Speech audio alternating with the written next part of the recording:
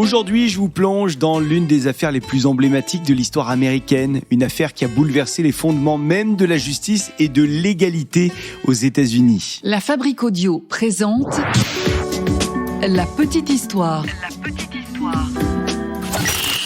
www.lafabriqueaudio.com. Salut tout le monde et bienvenue dans la petite histoire de la route du blues. Je suis Florent Mounier et avec Sébastien Girard, on vous propose de nous suivre dans un road trip, un voyage à travers les États-Unis. On fait la mythique route du blues. On a commencé le voyage il y a quelques jours avec un point de départ, Chicago, et l'arrivée est prévue pour la Nouvelle-Orléans. Et entre ces deux points légendaires, on fait des rencontres. Je ramène des histoires humaines, des histoires musicales. La petite histoire de la route du blues, c'est notre road trip ensemble et c'est Sébastien Girard qui mixe chaque épisode de cette petite histoire de la route du blues. Sachez que sur les réseaux sociaux de la petite histoire, on vous laisse également quelques photos ou vidéos de ce road trip, donc n'hésitez pas à aller sur Insta et Facebook et puis n'hésitez pas à aller nous dire également ce que vous pensez de cette route du blues. Et aujourd'hui, on plonge dans le cœur d'un combat pour la justice, une bataille qui résonne encore dans l'histoire des droits civiques aux États-Unis. Voici la petite histoire de Dred et Harriet Scott, un couple en quête de liberté. Ah ouais, quelle histoire ça aussi. Aujourd'hui, je suis toujours dans le Mississippi, à Saint-Louis. Alors c'est très joli, hein. Il y a une arche monumentale qui est juste à côté de moi. Et puis je viens de tomber là sur un panneau qui indique Freedom Denied, Freedom Gained. Excusez pour l'accent. En tout cas, ce que j'ai compris, c'est que ça voulait dire liberté refusée, liberté acquise. Il s'agit en fait du Mémorial National de Jefferson. Et voici l'histoire que j'y découvre. C'est celle de l'affaire Dred Scott et Harriet Scott. Dred Scott, lui, il a vu le jour aux alentours de 1800. Certains disent 1799, d'autres 1800, c'est pas exact sa date de naissance. En tous les cas, il est né dans les terres de Virginie. Il est né esclave et il appartient tout d'abord à la famille Blow.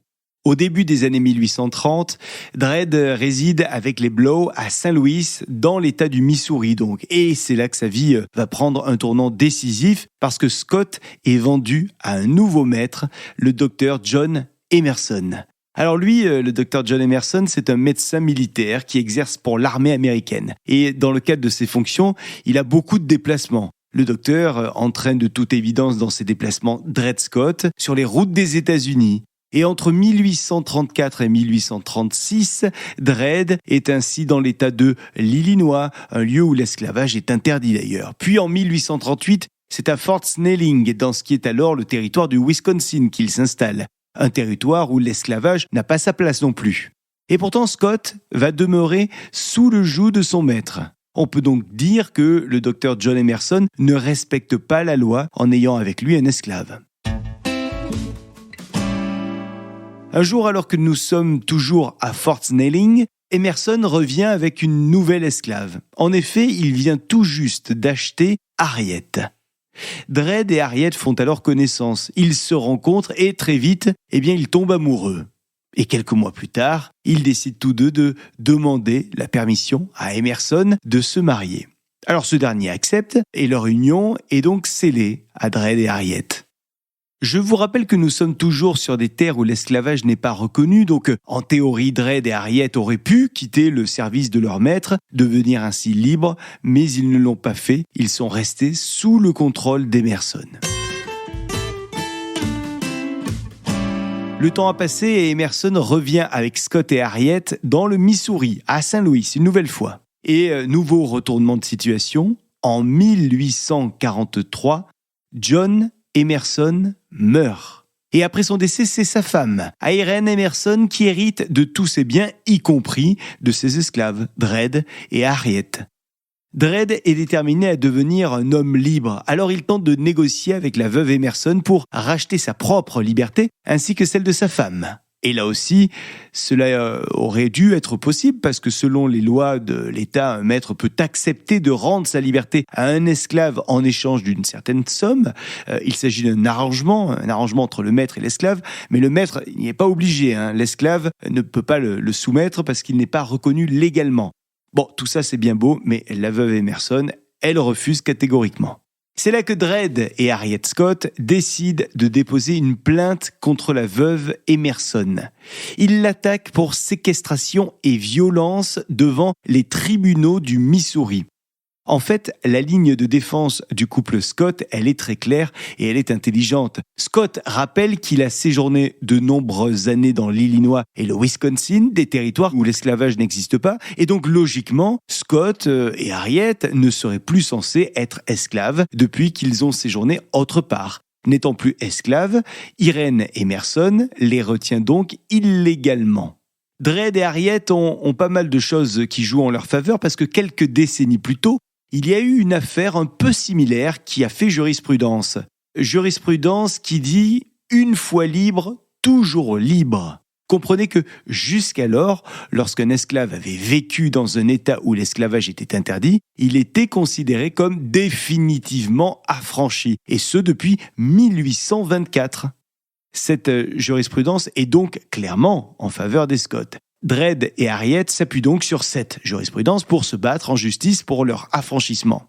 Ils savent tous deux que la bataille va être longue, très longue, et qu'il y a de fortes chances d'ailleurs que le résultat de cette bataille soit une fin de non-recevoir pure et dure. Je vous rappelle que nous sommes en 1846 et que l'esclavage est toujours très présent dans une grande partie des États-Unis. La bataille judiciaire commence alors, et comme promis, elle va durer des années. Dredd et Harriet ont été deux à déposer plainte, et leurs plaintes ont été déposées de manière absolument autonome. Mais les juges ont bizarrement décidé de n'examiner que le cas de Dred Scott. Ils promettent que le sort de Harriet suivra le même chemin que celui de son mari Dredd. Les premiers procès ont donc lieu dans l'État du Missouri. Le couple veut croire en sa victoire prochaine. Malheureusement, Scott perd le premier procès, mais il parvient à obtenir un nouveau procès en 1850. Mais 2 ans plus tard, 1852, la Cour suprême du Missouri et son jury de blancs tranchent en faveur du maintien de Dredd en esclavage. Et donc, de fait, ça sera la même sentence pour Harriet. Alors pourquoi cette défaite ? Parce que à ce moment-là, la Cour suprême du Missouri a un nouveau président, c'est tout nouveau, un homme qui est un ferme partisan de l'esclavage et de la souveraineté des États. Et c'est donc par 2 voix contre 1 que la Cour suprême du Missouri renverse la jurisprudence dont je vous parlais tout à l'heure. En gros, le président déclare que désormais, les circonstances politiques ont changé. Le Missouri n'est pas tenu par les lois de notre État. Peu importe qu'a pu être le statut de Scott lorsqu'il était dans l'Illinois, il est aujourd'hui dans le Missouri et c'est donc un esclave et non un homme libre. Les Scott vont donc demeurer esclaves. Pour le couple Scott, cette décision, vous l'imaginez, elle est terrible. C'est un énorme retour en arrière pour eux, bien sûr, Dredd et Harriet. Mais c'est aussi un retour en arrière pour l'ensemble des Noirs américains qui vivent dans un État où l'esclavage est interdit. Entre-temps, Irene Emerson s'est remariée. Et elle s'est établie désormais dans le Massachusetts, où elle ne peut emmener d'esclaves avec elle. Alors, Emerson a confié les Scott à son frère, John Sanford. Ce dernier réside à New York, et ça c'est un changement qui ouvre une belle perspective pour le couple Scott. En effet, c'est une nouvelle porte à enfoncer pour Dredd et Harriet. Oui, parce que Sanford ne vit désormais plus dans le Missouri, et donc le Missouri ne sera plus le seul État à décider. Désormais, New York pourrait aussi avoir à se prononcer. Scott attaque donc Sanford devant la Cour fédérale de district pour le Missouri en mai 1854. Et à ce moment-là, l'affaire monte au niveau fédéral et progressivement, elle prend une dimension nationale. On commence de plus en plus à entendre parler de l'affaire Scott. La ligne de défense de Sanford est simple. Pour lui, Scott n'est pas un citoyen, mais un esclave. L'affaire n'est donc pas du ressort de la Cour. Le juge, lui, il rejette cet argument et il décide que la résidence des 2 parties dans les États distincts est suffisante pour que la Cour entende l'affaire. Désormais, la vraie question à se poser est la suivante. Quelle est la loi qui devrait s'appliquer pour l'affaire Scott ? Est-ce que c'est la loi de New York ou est-ce que c'est la loi du Missouri ? Est-ce que c'est une loi en faveur de l'esclavage ou est-ce que c'est une loi en faveur plutôt d'une abolition de l'esclavage ?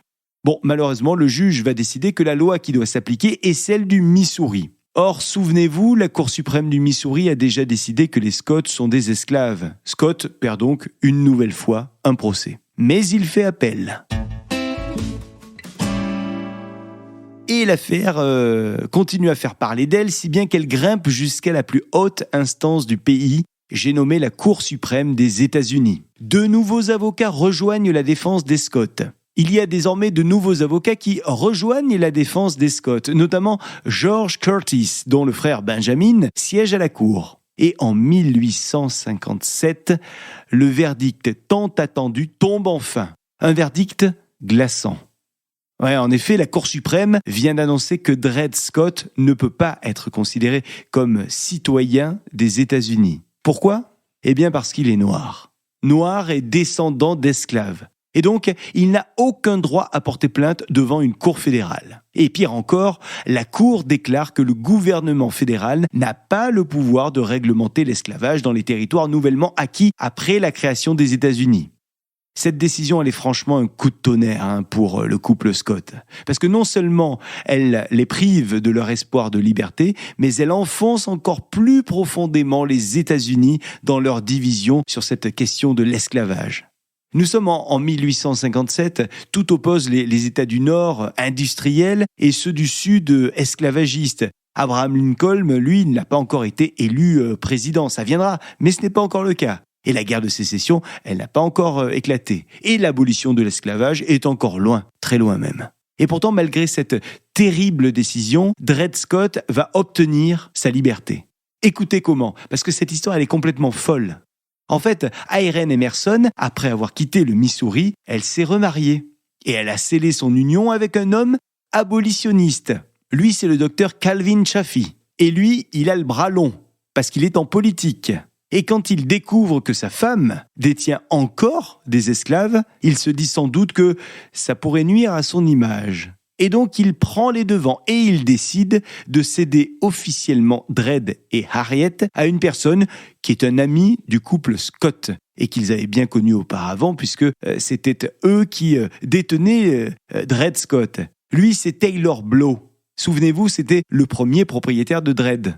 Et dès qu'il a les papiers de propriété en main, eh bien Taylor va immédiatement affranchir son ami Dred et sa femme, Harriet. Et c'est donc le 26 mai 1857 que Dred et Harriet Scott sont enfin officiellement libres. Une victoire tardive, mais une victoire tout de même. Dred Scott est donc désormais libre, mais toutes ces années de lutte l'ont bien affaibli. Dred est très fatigué. Bon, il a quand même un peu d'énergie pour aller trouver un emploi comme porteur de valises dans un hôtel de Saint-Louis, mais la liberté n'aura été que de courte durée pour lui car il meurt un an plus tard. Nous sommes le 17 septembre 1858 et Dred vient d'être emporté par la tuberculose. Sa femme Harriet, elle reste seule et elle va vivre 20 ans de plus, jusqu'en 1876. Cette histoire des Scott a donc marqué l'histoire des États-Unis, parce qu'elle est vue comme l'une des victoires des États du Sud qui ont renforcé l'esclavage dans le pays. Mais cela dit, cette affaire a aussi permis d'exacerber les tensions qui ont mené quelques années plus tard à la guerre de sécession. Et c'est en 1860 qu'Abraham Lincoln est élu président des États-Unis. La guerre de sécession éclate, elle, en 1861 et elle va durer jusqu'en 1865. Et c'est en pleine guerre que Lincoln décide d'émanciper les esclaves. Le Nord finit donc par l'emporter sur le Sud et le 13e amendement de la Constitution est enfin voté en janvier 1865. Mais Dred Scott, lui, il n'aura jamais vu ce rêve se réaliser. C'était donc la petite histoire de Dred et Harriet Scott, un couple qui a défié l'injustice avec amour, avec détermination. Je suis Florent Mounier et nous sommes ensemble sur la route du blues avec Sébastien Girard qui a mixé pour vous cet épisode. On est en plein road trip et aujourd'hui nous étions dans le Missouri à Saint-Louis et on va continuer cette route du blues. Direction, je vous le rappelle, la Nouvelle-Orléans. On est parti de Chicago, il nous reste encore pas mal de kilomètres et qui dit pas mal de kilomètres dit pas mal de rencontres. Merci d'avoir écouté cette petite histoire de la route du blues. Rendez-vous sur les réseaux sociaux Insta et Facebook pour quelques photos et vidéos de notre road trip. Et on se retrouve très rapidement avec une nouvelle étape de cette petite histoire de la route du blues. La Fabrique Audio présente La petite histoire. Vous souhaitez devenir sponsor de ce podcast ? contact@lafabriquaudio.com. Avant de se quitter, je vous rappelle que La Petite Histoire est un podcast de La Fabrique Audio. La Fabrique Audio réalise des podcasts de marque et d'entreprise. Donc, si vous cherchez pour vous, pour votre entreprise, pour votre marque, un studio pour faire des podcasts, n'hésitez plus. Envoyez-nous un mail, contact@lafabriqueaudio.com, la fabrique avec un K.